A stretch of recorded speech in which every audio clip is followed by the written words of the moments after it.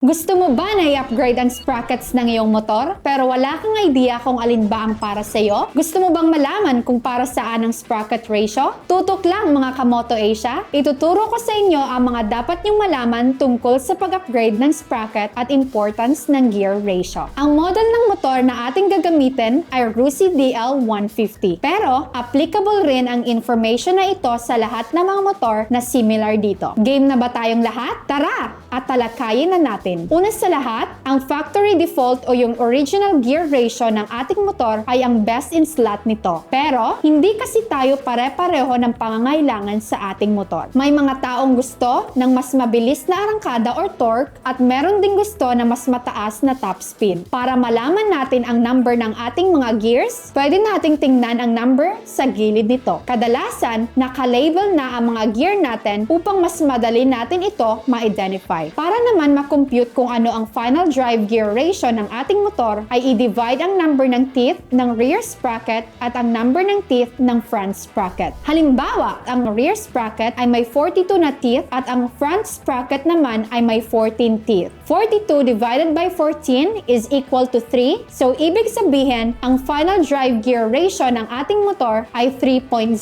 Ang explanation niyan is kailangan umikot ng 3 beses ang front sprocket para mapaikot niya ang rear sprocket ng isang beses. Ang final drive gear ratio ay ang number na nagbibigay alam sa atin kung gaano ba kalakas ang hatak ng ating accelerator o kung gaano ba kabilis ang ating pag-accelerate. Going back sa ating example kanina, sabihin natin na 3.0 ang final drive gear ratio natin. Kunwari, nag-upgrade tayo sa isang gear combination na ang equal is 3.1.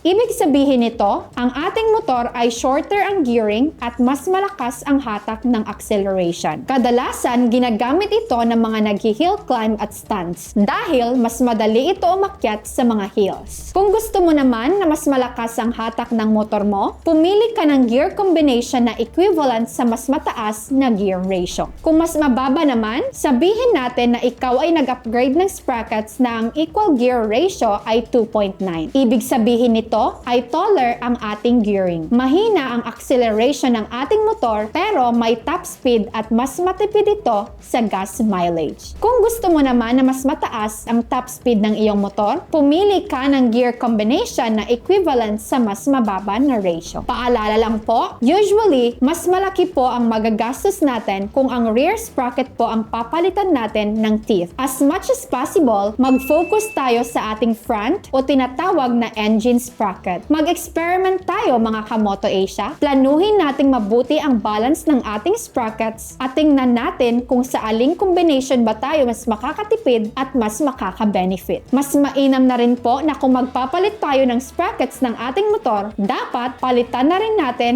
ang ating kadena. Ang lumang kadena kasi ay most likely nakakagatin ang mga bagong sprockets na magsasanhi ng pagkasira nito. So ayun mga ka-Moto Asia, may idea ka na tungkol sa pag-upgrade ng sprockets ng motor at kung bakit importanteng may alam ka tungkol sa gear ratio. Sana ay marami kayong natutunan sa videong ito. Salamat sa pagtutok mga ka-Moto Asia. Ride safe at kita-kits ulit sa next video natin.